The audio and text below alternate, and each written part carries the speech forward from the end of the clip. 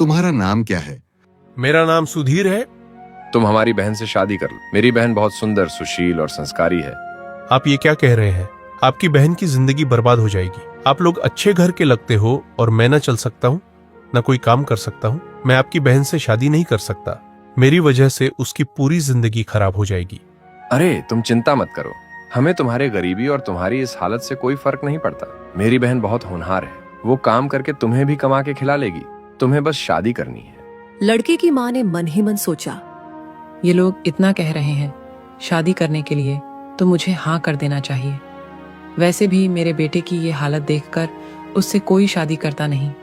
इस लड़की से शादी करके मेरे बेटे जिंदगी भी संवर जाएगी।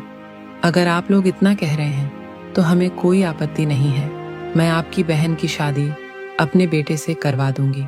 दोनों भाइयों ने वहीं रिश्ता पक्का कर लिया और खुश होते हुए घर लौट आए, बिना यह सोचे कि इस फैसले का असर कोमल की जिंदगी पर क्या पड़ेगा। लड़का मिल गया है, अब जल्दी से कोमल की शादी करवा देंगे और उसे विदा कर देंगे। लेकिन एक बात है, कोमल को ये नहीं बताना कि वो लड़का चल नहीं सकता। उसे बिल्कुल भी पता नहीं चलना चाहिए कि उसकी शादी ऐसे लड़के से हो रही है। क्या वो चल नहीं सकता? आप दोनों किससे रिश्ता तय करके आ गए? अरे ये क्या कर दिया आप लोगों ने?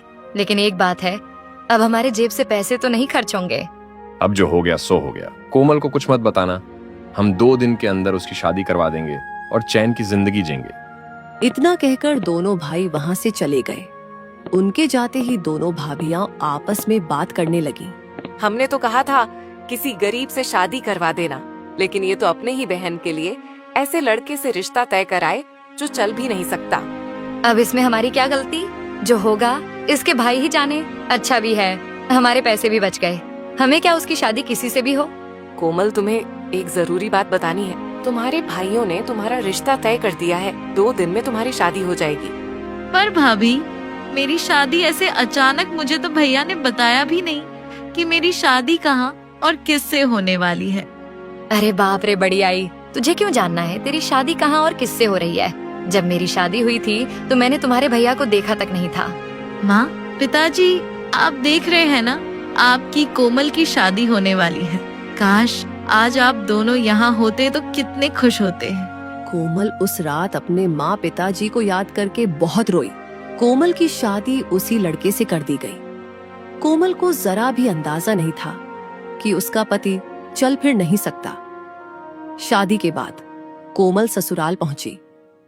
कोमल की नजर अपने पति पर पड़ी और उसी पल उसे सच्चाई पता चल गई कि वह चल नहीं सकता। बेटी, स्वागत है तुम्हारा। अब ये घर तुम्हारा ही है। तुमने मेरे बेटे से शादी करके हमारे ऊपर बहुत बड़ा उपकार किया है। तुम आज से हमारे घर की लक्ष्मी हो। भाभी, आप बहुत अच्छी हैं। आपको पता, हम शादी के मंडप तक बहुत मुश्किल से भैया को ले गए थे। कोमल चुपचाप अपने कमरे में चली गई और फूट फूट कर रोने लगी। हे भगवान, ये क्या हो गया मेरे साथ? मेरे भाइयों ने मेरी शादी एक ऐसे इंसान से कर दी जो न चल सकता है, न कुछ काम कर सकता है, और तो किसी ने भी मुझे बताया तक नहीं मेरी शादी किससे हो रही है। रोते रोते उसने अपने मायके से लाया सामान खोलना शुरू किया। पहले उसने मिठाई का डिब्बा खोला। उसमें बासी, टूटे फूटे मिठाई के टुकड़े थे। एक भी ढंग की मिठाई नहीं थी। फिर उसने कपड़ों का बैग खोला। उसमें उसकी दोनों भाभियों की फटी पुरानी घिसी हुई साड़ियां थीं। मैं ये सब अपनी सास और अपने पति को कैसे दिखाऊंगी? वो लोग क्या सोचेंगे कि मेरे भाई भाभी इतने अमीर होकर भी मुझे ये सब देकर भेजे हैं। उसी समय कोमल का पति सुधीर कमरे में आया। कोमल ने अपने मायके का सारा सामान शर्म से चादर से ढक दिया। कोमल, तुम बहुत अच्छी इंसान हो, तभी तुमने मुझसे शादी की। मैं तुम्हें कुछ बताना चाहता हूँ। 2 साल पहले खेत में काम करते वक्त मेरे पैर में कुल्हाड़ी लग गई थी, तभी से मैं चल नहीं सकता। लेकिन मैं पूरी कोशिश करूंगा कि मैं जल्द से जल्द ठीक हो जाऊं और फिर से पैसे कमाने लगूं। मैं तुम्हारा और मेरी माँ बहन का पूरा ख्याल रखूंगा। सुधीर की बातें सुन कोमल का दिल पिघल गया। सुधीर जी, मुझे पूरा विश्वास है आप जल्दी ही ठीक हो जाएंगे। आप बिल्कुल भी चिंता मत करिए।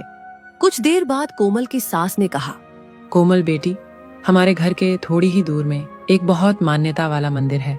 तुम वहां जाके भगवान का आशीर्वाद लेकर आओ। तुम्हारी नई नई शादी हुई है, तुम्हें वहां जरूर जाना चाहिए। कहते हैं अगर वहां कोई सच्चे दिल से मन्नत मांगे तो उसकी मन्नत जरूर पूरी होती है। सुधीर की हालत तो तुम देख ही रही हो, इसलिए तुम्हें अकेले ही वहां जाना पड़ेगा। ठीक है माँ जी, मेरा भी मंदिर जाने का बहुत मन था, मैं आज ही मंदिर जाऊंगी। कोमल किसी को अपना दुख नहीं दिखाया, सीधे मंदिर चली गई। मंदिर में जाकर कोमल ने पूजा करी, फिर वह भगवान के सामने फूट फूट कर रो पड़ी। हे भगवान, मैंने कभी किसी के साथ बुरा नहीं किया। मुझे बिना कुछ बताए मेरे भाइयों ने मेरी शादी ऐसे इंसान से कर दी जो चल नहीं सकता। फिर भी मैं उन्हें अपना भाग्य मानकर मान चुकी हूँ, क्योंकि उनकी बातें सुनकर मुझे पता चल गया कि वो बहुत अच्छे और सच्चे इंसान हैं। मेरे भाई भाभी ने मुझे बासी मिठाई और फटे कपड़े देकर भेजा है। मैं किस मुंह से ये सब अपने ससुराल वालों को दिखाऊं? मुझे इन कपड़ों गहनों का कोई लालच नहीं है, बस आप मेरे पति को बिल्कुल ठीक कर दीजिए। कोमल जैसे ही भगवान के सामने अपने सारे दुख बता के जाने लगी, तभी पीछे से एक तेज रोशनी आई, मानो भगवान ने उसकी पुकार सुन ली हो। चलो मैं सबसे पहले साफ सफाई कर देती हूँ। ये बासी मिठाई मैं अपने पति और सास ननद को तो खिला नहीं सकती, इसीलिए मैं इसे फेंक देती हूँ। अगर ये सब किसी ने देख लिया तो मेरे भाई भाभी के बारे में क्या सोचेंगे? जैसे ही कोमल ने सामान पर से चादर हटाई, मिठाई का डिब्बा नोटों की गड्डियों से भरा हुआ था और फटी पुरानी साड़ियां अब सुंदर नए और कीमती कपड़ों में बदल चुकी थीं। कोमल ये सब देखकर दंग रह गई। ये मिठाई के डिब्बे में इतने सारे पैसे कहाँ से आए, और वो सब फटी पुरानी साड़ी इतनी नई और सुंदर कैसे हो गई? ये चमत्कार कैसे हो गया? तभी उसकी सास और ननद कमरे में आ गई। अरे वाह भाभी, आपके मायके वालों ने कितने सुंदर सुंदर उपहार दिए हैं। कोमल को समझ आ गया कि भगवान ने उसकी सच्चाई और उसके भरोसे की लाज रख ली है। उसने किसी को कुछ नहीं बताया। सास और पति यही समझते रहे कि उसके मायके वालों ने ही ये सब दिया है। कोमल ने उसी पैसों से अपने पति का इलाज करवाया। कोमल सुधीर का पूरी तरह से ख्याल रखने लगी। उधर कोमल के भैया भाभी ऐश की जिंदगी जी रहे थे। किसी को एक भी बार कोयल की याद तक नहीं आई। और इधर भगवान की कृपा से कोमल का पति धीरे धीरे ठीक होने लगा और एक दिन पूरी तरह स्वस्थ हो गया। कोमल, तुमने मेरे लिए इतना कुछ किया, मैं पूरी जिंदगी तुम्हारा साथ निभाऊंगा। आज तुम्हारे कारण ही मैं अपने पैरों पर खड़ा हूँ। बहू, तू सच में लक्ष्मी बनकर हमारे घर आई है। तेरे आने से सब ठीक हो गया। रमेश, मेरा बच्चा, अब समय आ गया है। तेरे बाबूजी का खेत अब तुझे ही संभालना है। जा मेरा बच्चा, खूब तरक्की कर। रमेश पूरी जी जान लगा के मेहनत करने लगा और खूब पैसे कमाने लगा। धीरे धीरे उनकी हालत बदलने लगी और देखते ही देखते 6 महीने बीत चुके थे। एक दिन उन्होंने एक बड़ा और सुंदर घर बनवा लिया। हे भगवान, आपने मेरा सब दुख हर लिया। आपका बहुत बहुत धन्यवाद। बिटिया कोमल, सच कहूँ तो जब तू इस घर में आई थी तब हमारे पास कुछ भी नहीं था, न पैसा, न सहारा, न उम्मीद। मेरा बेटा बिस्तर से उठ नहीं पाता था। मैं हर रोज भगवान से रो रो कर प्रार्थना करती थी कि कोई चमत्कार हो जाए, और तेरे आने से आखिर ये चमत्कार हो गया। माँ सही कह रही है कोमल। अगर तुम मेरा हौसला न बढ़ाती, अगर तुमने वो पैसा मेरे इलाज में न लगाया होता, तो शायद मैं आज भी बिस्तर पर पड़ा होता। जिस दिन मैंने आपको पति के रूप में स्वीकार किया, उसी दिन ये ठान लिया था कि चाहे हालात जैसे भी हों, आपका साथ कभी नहीं छोड़ूंगी। कोमल, तुम अपने मायके वालों को हमारे घर बुलाओ ना। आखिर उन्हीं के दिए पैसों से मेरा इलाज हो पाया। कोयल ने कुछ भी बहाना बनाकर बात को टाल दिया। कई महीने बीत गए। एक दिन रात के समय कोमल के मायके में दोनों भाई और दोनों भाभियां बैठकर बात कर रहे थे। हरिया, पता नहीं क्यों इतना पैसा होने के बाद भी दिल में सुकून नहीं है। काफी दिन हो गए। कोमल की शादी को तो महीनों बीत गए, एक बार भी हमने उसका हाल चाल नहीं पूछा। हाँ भैया, सच कहूँ तो कभी कभी दिल में अफसोस होता है। पता नहीं कैसी जिंदगी जी रही होगी। हमने तो उसे ऐसे लड़के से ब्याह दिया जो चल फिर भी नहीं सकता था। पता नहीं हमारी बहन क्या खाती होगी, कहाँ रहती होगी। हमने तो सोचा था किसी गरीब घर में जाएगी, लेकिन ऐसा हाल होगा ये नहीं सोचा था। अब मन में डर भी लगता है, कहीं बहुत परेशान तो नहीं होगी। मुझे तो डर लगने लगा है, कहीं हमारे कर्म हम पर भारी न पड़ जाए। आप सही कह रही हो दीदी, मुझे भी अंदर ही अंदर अजीब सा लगने लगा है। हमने उसके साथ बहुत गलत कर दिया। चलो उसे जाकर देख आते हैं। आखिर कोयल हमारी ननद है और आप लोगों की इकलौती बहन। अगर किसी तरह की तकलीफ में होगी तो पता तो चले। सबने तय किया कि कोमल के ससुराल जाकर उसे देखेंगे। ससुराल पहुंचने पर जब वे लोग उस जगह आए जहां पहले झोपड़ी थी, तो उनकी आंखें खुली की खुली रह गई। अरे, यहाँ तो पहले छोटी झोपड़ी थी। ये इतना बड़ा घर किसका है? कोमल का ससुराल तो यही था।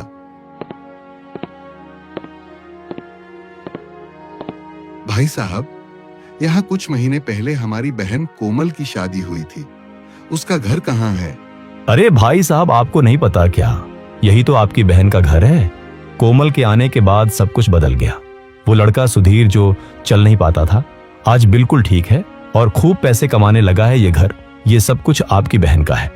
ये सुनते ही कोमल के भाइयों और भाभियों के चेहरे पर शर्म और हैरानी दोनों थी। वे सब तुरंत ही घर के अंदर चले गए। जैसे ही वे घर के अंदर जाते हैं, कोमल उन्हें देखकर रोने लगती है। भैया, भाभी, आप लोग यहाँ इतने दिनों बाद आपको आपकी बहन की याद कैसे आ गई? मुझे तो लगा आप भूल गए हैं कि आपकी एक सगी बहन भी है। आप सभी को प्रणाम। आइए, अंदर आइए, आपका स्वागत है। प्रणाम भैया जी, भाभी जी, आपका स्वागत है। आपको यहाँ देखकर बहुत खुशी हुई।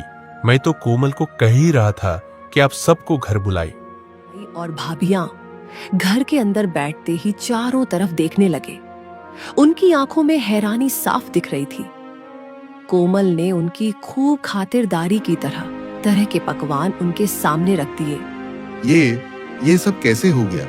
इतने कम महीनों में इतना बड़ा बदलाव, और ये सुधीर तो बिल्कुल ठीक खड़े हैं। आपकी तो छोटी सी झोपड़ी थी, अचानक ये इतना सुंदर घर कैसे बन गया? ये सब आप लोगों की ही कृपा है। अगर आप लोग मदद न करते तो शायद मैं आज भी बिस्तर पर होता। हमारी कृपा? मतलब ये आप क्या बोल रहे हैं? हमें कुछ समझ नहीं आ रहा है। हाँ बेटा, ये सब आप ही लोगों की देन है। आपने जो पैसे कोमल को देकर भेजा था, उसी से मेरे बेटे का इलाज हुआ। डॉक्टर, दवाइयाँ, इलाज सब उसी पैसों से हुआ। और फिर जब बेटा ठीक हुआ तो इसने मेहनत शुरू की। भगवान ने मेहनत का फल दिया और आज ये घर बन पाया। इतना सुनते ही भाई भाभियों के चेहरे का रंग उड़ गया, जैसे किसी ने जमीन खींच ली हो। वो सब अपने मन में बोलने लगे, ये क्या बोल रही है? हमने तो एक पैसा भी नहीं दिया था। हमने तो सिर्फ बासी मिठाई के टुकड़े दिए थे और फटे पुराने कपड़े। मैंने तो अपनी पुरानी फटी साड़ी निकाल कर दे दी थी। ये पैसा कहाँ से आया? सब एक दूसरे की तरफ देखने लगे। उनके चेहरे पर शर्म, डर और हैरानी साफ झलक रही थी। कोमल सब सुन रही थी। वो जानती थी सच्चाई क्या है, लेकिन उसने कुछ नहीं कहा। कोमल का बड़ा भाई अपने आप को रोक नहीं पाया और रोते रोते सारा सच बता दिया। नहीं नहीं, अब मैं और झूठ नहीं बोल सकता। सच यही है कि ये सब हमने नहीं किया। हमने अपनी बहन को 1 रुपया भी देकर नहीं भेजा था, और तो और हमने इसे ये तक नहीं बताया था कि सुधीर चल फिर नहीं सकता। आज सच बोलते हुए दिल फट रहा है, लेकिन यही सच्चाई है। हम दोनों ने मिलकर अपनी ही बहन के साथ बहुत बड़ा अन्याय किया। जिस बहन को हमारे माँ बाप ने नाजों से पाला, उसी बहन को हमने बोझ समझ लिया। हमने सोचा था कि ये हमारी जिंदगी से चली जाएगी तो हमारा खर्चा कम हो जाएगा, लेकिन ये नहीं सोचा कि भगवान सब देख रहा है।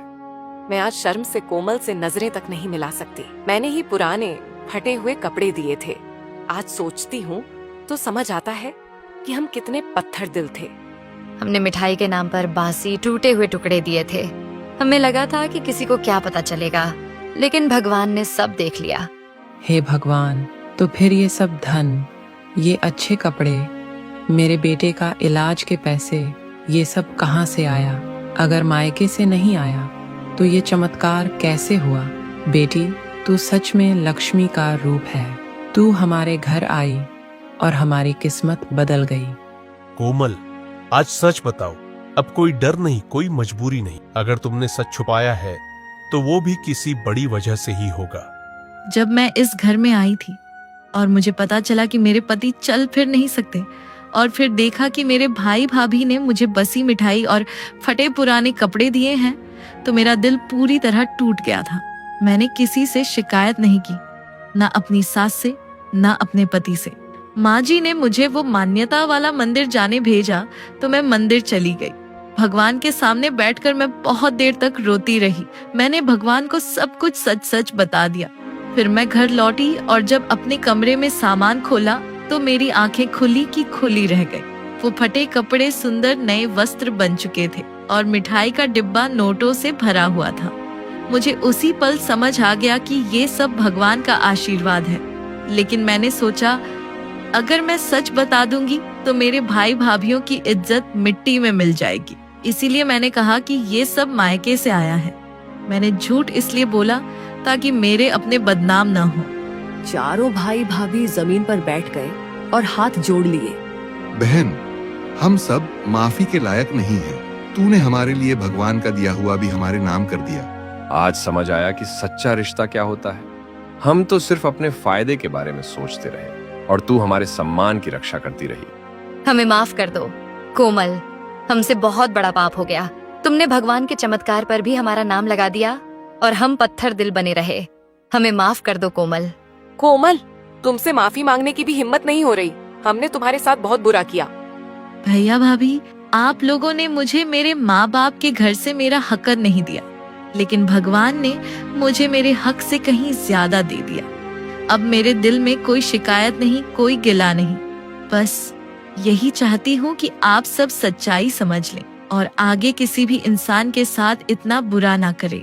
आज मुझे समझ आया कि भगवान अच्छे लोगों के साथ हमेशा अच्छा करता है। कोमल, तुम्हारे जैसी नेक दिल लड़की मेरी पत्नी बनी। आज मुझसे ज्यादा भाग्यशाली कोई नहीं है। मैं बहुत खुश हूँ।